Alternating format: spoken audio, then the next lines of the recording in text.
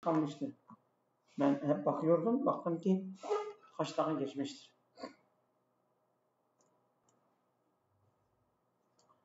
El-qirâetu ve limâzâ nuhibbuhâ. Okuma ve neden biz okumayı seviyoruz? El-qirâetu hiye miftâhul ma'rifeti. Okuma bilginin anahtarıdır. Ve hiye nâfizetu leti nutillu minha alel âlemil vâsi'.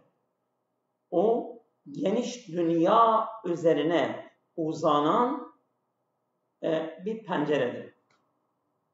Evet. Yani biz o pencere üzerine büyük dünyaya uzayabiliyoruz. Yani ulaşabiliyoruz. Bil-qirâeti nentakilu min mekânin ila âher. Okumayla biz bir yerden bir yere taşınabiliyoruz, taşıyabiliyoruz, gidebiliyoruz yani. Evet. Dolaşabiliyoruz. Ve min zemenin ila âhere. Bir zamandan bir zamana. Mesela biz asr-ı saadetten bahsediyoruz. Efendim Emevi döneminden bahsediyoruz vesaire. Selçuklu, Osmanlı vesaire. Dûne en neteharreke min emakinina.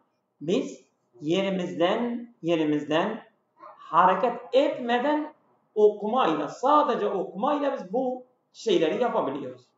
Hiye rihletul akli ve ruhi. Bu ruh ve akıl için bir yolculuktur. Okuma. Tec'aluna ne'işu mi'atel hayat. Mi'atel hayati mi?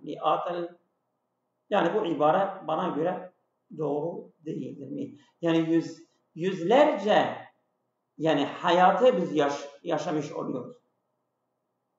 Hayavata değil ha. Hayavata mı? Evet. Yani mesela 1400 seneden beri biz onların hayatını görüp sanki onlarla yaşamış gibi oluyoruz ha. Tec'aluna, bu okuma bizi kılıyor ki ne'işu mi'atel hayatı. Yani yüzlerce hayatları yaşamış, bizi yaşamış olarak kılabiliyor. Ve nefemun nâse, insanların okuma sayısıyla anlıyoruz. Ve nehlimu, hayal edebiliyoruz. Ve nufekkiru ve neteallemu, düşünüyoruz ve öğreniyoruz. At-tiflü'llezî yakra'u yenvu aklahu bişşekil asla. Okuyan çocuk, onun aklı çok hızlı bir şekilde gelişebiliyor.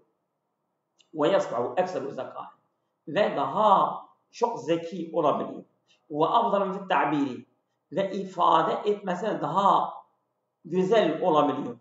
Ve egna fil müfredati, ve kelimeler hazinesiyle çok zengin oluyor. Evet. El-qirâetu la taktasiru alel kutubil medresiyeti. Okuma sadece okul kitaplarına sınırlı değildir. Bel hunâke envâ'un kesîretun minel kırâet. Orada bir sürü okuma kitapları var. Mesela kırâetul kıssasi, hikayeler ve rivayati, roman ve kırâetul mekalati ve mecellati, dergiler, makaleler var. Okuyabiliriz. Ve kırâetul kutubil ilmiyeti ve diniyeti ve tarihiye.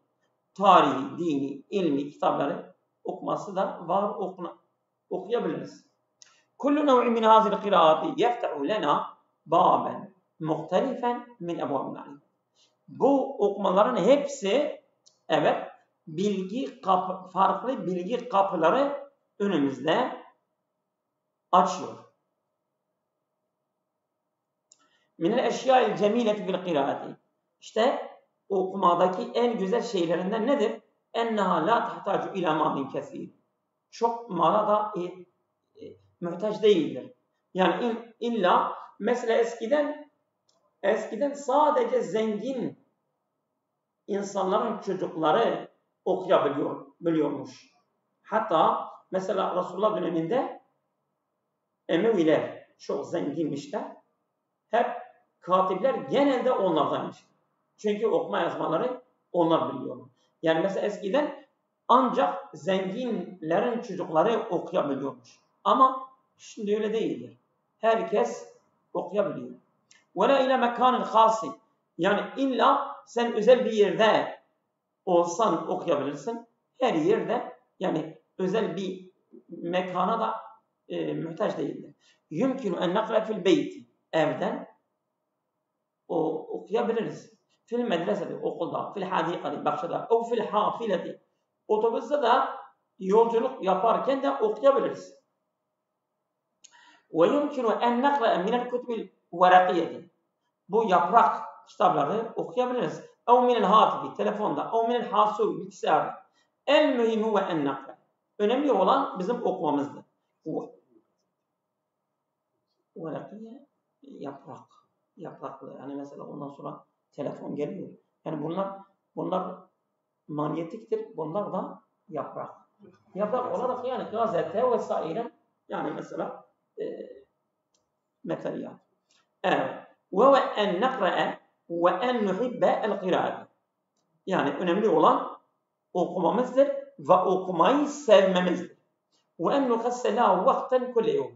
Her gün ona bir vakit taksis etmemiz önemlidir.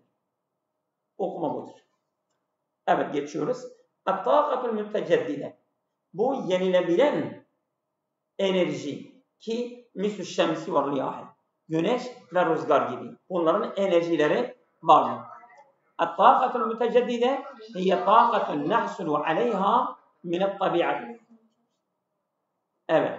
Yenilebilen enerji nasıl bir enerjidir? Hiye taqatun. Öyle bir enerjidir ki nahsulu aleyha minet tabiati. Biz doğadan ondan elde edebiliriz.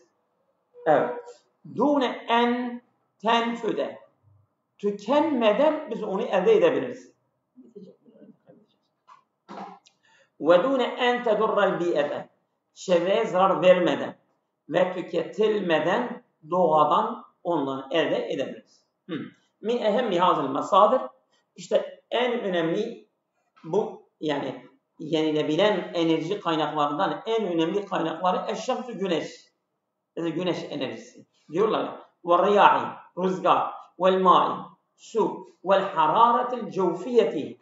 Yani bu yeraltı sıcaklıklar fil ardı. Mesela yer altında doğal gaz çıkıyor. Ondan sonra ona benzer. Hâzihi tâkâtu müteveffiretun. Bu enerjiler sağlanıyor. Havlena, müteveffiretun havlena. Çevremizde sağlanabilen bir enerjilerdir. Evet, boldur yani. Müteveffiret yani boldur. Evet. Ve halakaha Allahu lena key nestefide minha dune en nudemmire el kevkebellezi ne'işu aleyh. Allah Teala bu enerjiyi bize yaratmıştır. Key nestefide minha. Biz ondan istifade edebilmemiz için dune en nudemmire el kevkebellezi ne'işu aleyh. Üzerinde yaşadığımız bu gezegeni yok etmeden biz ne yapıyoruz? Enerji, bu şeyden istifade edebiliriz, bu enerjilerden. Fil madi eskiden kânel insanu yestagdimu ennâre. İnsanlar ateşi kullanıyorlardı. Vel hatabe ve odunları. Ateş ve odunları kullanıyorlardı. Neden? Li tayyil ta'ami ve tedfiyeti. Evet. Yani yemekleri pişirmek için ve ısıtmak için ateş ve odunları kullanıyorlardı. Sümme tatavvarel ilmu. Sonra ilim gelişti ve bede'na nestagdimu el fahme ve nefte vel gaze. Biz başladık gaz, petrol, kömürü kullanmaya başladık. Hâzil enva'u minet tâkati. Bu çeşitler enerjide bu çeşitler tüsemma at-tâkatu hayrul müteceddide. Bunlar yenilebilen değil, yenilmeyen enerjidir. Çünkü mesela gazı tüketiyorsun bitiyor. Ondan sonra petrolü tüketiyorsun bitiyor, yenilmiyor. Kömür de hakeza. Bunlar yenilmeyen enerjilerdir. Neden? لِأَنَّهَا تَسْتَنْهِي يَوْمًا مَا. Çünkü herhangi bir gün bunlar bitecekler. Bu enerjiler yani bir gün olacak ki bu enerjiler bitecek. Emmet takatul müteceddide ama yenilebilen enerji feyetehtelifu tamamen. Onlar tamamıyla farklıdır. Mesela teşriku'ş şemsu kulli. Her gün güneş doğuyor. Ve temnehul arda ed-dav'a vel harara. Bu yani bizim dünyaya hem ışık hem sıcaklığı bahşediyor, veriyor. ويمكن العلماء الآن أن يحولوا ضوء الشمس إلى كهرباء من خلال الألواح الشمسية. İşte şimdilik alimler mümkündür ki onlar ne yaparlar? En yuhavvilu ضوء الشمس. Bu güneş ışığını dönüştürebiliyorlar. Enerjisini dönüştürebiliyorlar. İlâ kehrebâin. Bunu elektriğe dönüştürebiliyorlar. Min hilalil elvâhi şemsiyeti. Bu güneş panelleri sayesinde bu güneş enerjisini, güneş ışığını elektriğe dönüştürebiliyorlar alimler. El-kefir yani eskiden eğer bu şeyleri bize demiş olsaydılar çok garip olacaktı. Belki biz inanmayacaktık veyahut yani bize çok böyle teorik gelecekti. Ama biz şimdi bu tür şeyleri, bu güneş panelleri falan gördüğümüz için, biz onlardan istifade ettiğimiz için, onlarla yaşadığımız için bize yabancı gelmiyor. Evet. El-kethir mined-duveli el-yevm bede'et ta'temidu ala-taqatil müteceddide. Ülkelerin çoğu bugün bu yenilebilen enerjinin dayanmasına başladılar. Ondan istifade ediyorlar artık. Bir şekilde ekber büyük bir oranda. Neden? لِأَنَّ الْعَالَمَ أَصْبَحَ أَكْثَرُ وَعْيًا بِخَطَرِ التَّلَوُّثِ وَالتَّغْيِيرِ الْمَنَاخِ.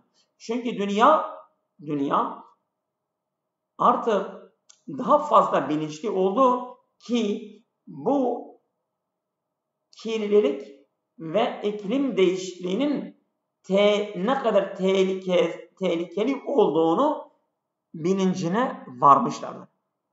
Çünkü eski enerjiler, yenilmeyen enerjiler çok kirlilik veriyor. İşte bunlar bu kirliliğin ne kadar tehlikeli olduğunu bilincine vardılar ve artık yani büyük oranda yenilebilen enerjiye başlamışlardır. Kullanmaya başlamışlardır.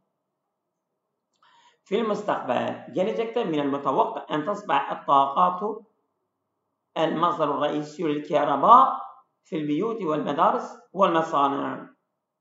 Evet. Yani gelecekte umulur ki bu enerji başlıca bir kaynak olacak elektrik için evlerde, okullarda ve fabrikalarda olacak. Evet. El-amelu ve necahu fil müstakbel. Gelecekte başarı ve iş nasıl olacak? Bakalım. En-necah la yahdusu fi lahzatin. Başarı bir an meydana gelmiyor ki. Ve la yeti minel hazzi. Ve şans. Ya benim şansım yoktur. İşte ben bu işi başarmadım. Ben bir espri burada söyleyeyim. Benim camiye yakın birisi diyor ki sen hacdan gelmişsin. Diyor hacda gelenler bir aya kadar onların duaları çok kabul oluyor. Gel bir totoloto sen adına çekelim. Eğer çıkarsa ben hacca gideceğim onu. Ben dedim valla bu iş bana göre değil. Ben kabul etmiyorum. İşte bazı insanlar diyorlar ki bu şanstır. Şans. İş başarı şanslı değil. Belki neticetun ta'bin ve musaberetin ve sabrin. Başarı yani çaba, direnme ve sabır etmenin sonucudur. Eşşahs en-nacih huve men yesteyqizu kulle yevmin ve ya'rifu ma yurid. Başaran kişi kimdir? Her gün uyanıyor ve Ne istediğini de biliyor. Ne yapacağını da biliyor. Ve yes'a ileyh hatveten bi hatvetin. Adım adım o işe doğru atlıyor. Kad yuvacihu su'ubat. Bazen zorluklarla karşılaşıyor. Ama lakinnehu la yesteslim. Fakat o teslim olmuyor. O zorluklara teslim olmuyor. Onları tek tek yenip ve yürüyor. Hatta ben bir parçada görmüştüm. Dedi hani mesela hayat senin hayat yolundan ayağın takılacağı bir sürü taşlarla doludur. Sen bu taşlara takılmayıp onları bir araya getirip onlardan yani başarı için bir köprü yapacaksın ve onların üzerinde yürüyeceksin. Evet. يَتَعَلَّمُ min اَخْطَائِهِ. Bak, onlara teslim olmuyor ve onların hatalarını öğreniyor. وَيُحَاوِلُ مَرَّةً اُخْرَى. Bir daha çabalıyor. Hatta yasile ta ulaşıncaya kadar devam ediyor. Mines sıhri منذ الصغر نبدأ في بناء müstakbelina. Küçüklüğünden beri biz geleceğimizin inşasını başlamışızdır. الدراسة هي في المرحلة الأولى. Eğitim ilk aşamadadır. في هذا البناء bu inşa yani geleceğimizin inşasında ilk marhale eğitim marhalesidir. عندما ندرس بجد biz ciddiyetle okuduğumuz zaman وَنَحْتَرِمُ وَقْتَنَا. Biz vaktimize saygı gösterdiğimiz zaman وَنَسْتَفِيدُ مِنْ مُعَلِّمِينَ ve öğretmenimizde istifade ettiğimiz zaman نَكُونُ نُعَدُّ أَنْفُسَنَا لِمُسْتَقْبَلِ الْمُشْتَقِينَ. O zaman biz kendimizi parlak bir geleceğe hazırlamış oluyoruz. Demiş ki bir sorumuz vardı bu Arabi edebiyatında. Dedi ki gençliğine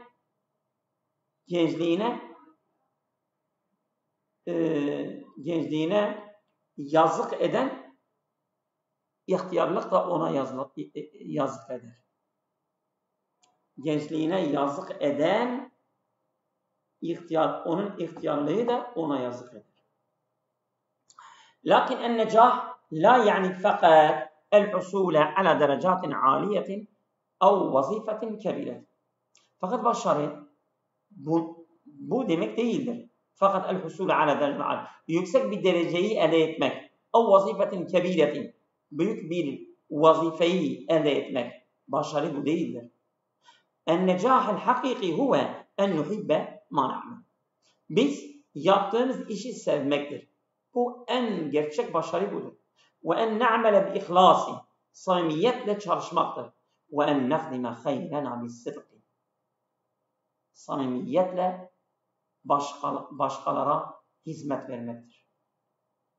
Bak Suudi'de diyorlardı ki diyorlardı ki hidmetu diyufur rahmani şerefun lena. Rahman'ın misafirlerine hizmet vermek bizim için bir şereftir. Biz de diyoruz ki Allah'ın kullarına hizmet vermek bizim için şereftir. Yumkinu en yekunel insanu nacihan hatta fi absatil a'mal. Mümkündür en yekunel insanu nacihan. İnsan başarılı olabilir. Olması mümkündür. Hatta fi absatil a'mal.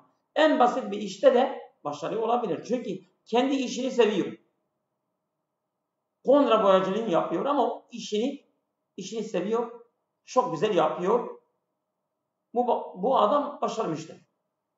İza kana sadikan ve müştehiden filan. Eğer dürüst ve çalışkansa o işte demek ki o adam başarmıştır. Ve minel muhim en netezekkere ennel feşle cüz'ün min tariqin necah. Önemli olan budur ki hatırlamamız gerekir ki başarısızlık da başarı yollarından bir parçasıdır aslında. Nasıl? Men yencehu minel muhaveletil ula nadir. ilk etapta başarın çok az olur. Aslında mesela sen bir bisikleti bineceksin, düşeceksin. Birinci kere düşeceksin, ikinci kere, üçüncü kere, dördüncü kere düşeceksin. Sonra düşmeden onu başaracaksın. Yani ilk etapta başarı, yani çabalayan kişinin başarı olması nadirdir. Emen nacihûne hakkîyûne, gerçek başarı olanlar, başaranlar fevmillezîne sakatû. Önce düşüyorlar, sümme nehedû, kalkıyorlar, sümme vâsadû el mesîre ve gidişatını devam ediyorlar, durmadan gidiyorlar. Evet. El feşlû la yani en nihayet. Başarısızlık son değildir. Bel ve dersun. O bir derstir, bir ibrettir, ondan bir ders almak lazım yani.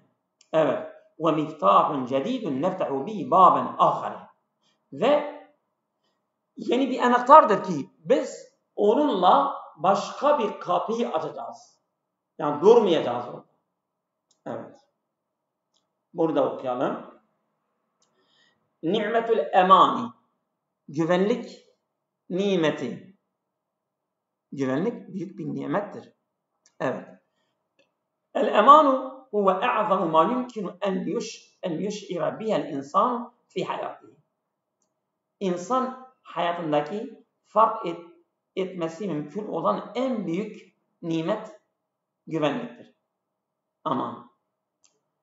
Tehayyel enneke testayqizu kulle yevm. Hayal et ki her gün sen uyanıyorsun ve tahrucu min beytike ve ente mutmain. Sen evinden güvenle çıkıyorsun. La tehâfu min şeyin, min eyyi şeyin kâne. Yani herhangi bir şeyden korkmuyorsun. Hâzâ şuur yusemma bil emani. İşte bu duygu, bunun adı emandır, güvendir, güvenliktir yani. Evet. Ve ni'metun kebiretun cidda. Bu büyük bir nimettir. La ya'rifu kıymetaha illa men fakadaha. Bunun değerini bilmiyor, ancak onu kaybeden biliyor. Güveni kaybeden kişi biliyor. Evet. Fi bazı emakin havlel alem, dünyanın bazı yerlerinde yaişun nasu fi menatiqan fiha hurubun ev ceraim. Bazı bölgelerde insanlar o bölgelerde savaşlar ve suçlarla yaşıyorlar. Mesela örneğin Filistin'de, ondan sonra Lübnan'da, Suriye'de vesaire vesaire. وَلَا يَسْتَطِيعُونَ الْخُرُوجَ مِنْ بِيُوتِهِمْ بِسُهُولَةٍ. Kendi evlerinde kolayca da çıkamıyorlar. اَوْ لَا يَنَامُونَ بِالسَّلَامِ. Veya böyle barışla, güvenle yatamıyorlar. Emma indemen yekunu hunaka emanun. Ama eğer orada bir güven varsa fe innel insan yestati'u en yedursa. Bir güven varsa insan ondan ders alması gerekir. Yani alabilir, ondan ders alabilir. Ve ya'mele fe innel insan yestati'u en yedursa. Yani pardon. Ama indema yekunu hunaka emanun. Ama eğer yani diyelim başka bir bölgede güven varsa, Türkiye'de var örneğin, فَاِنَّ الْاِنْسَانَ يَسْلِمًا يَلْبِسِ. İnsan orada okuyabilir, ve ya'mel, çalışabilir, ve yel'abe, oynayabilir, ve yusafile, yolculuk edebilir, ve yehlüme bil müstakbeli, ve geleceğini de hayal edebilir. El-emanu leyse fakat fil müduni vel büldani. Güven sadece şehirlerde ve ülkelerde değil, bel ve eyda fil beyt, evde de güven, fil medreseti, okulda, ve hatta fil nefsi, nefste de güven olması gerekir. İndema yekulul insanu mutmainnen, insan güvende, mutmainne dahili, içten güvende olduğu zaman la yüş'ir bil havfi min müstakbel. O gelecekten korkuyla bir kendini hissetmiyor. Yani geleceğin korkusu yani korkuyu hissetmiyor ha. Benim geleceğim ne olacak falan diye bir şey yoktur. وَلَا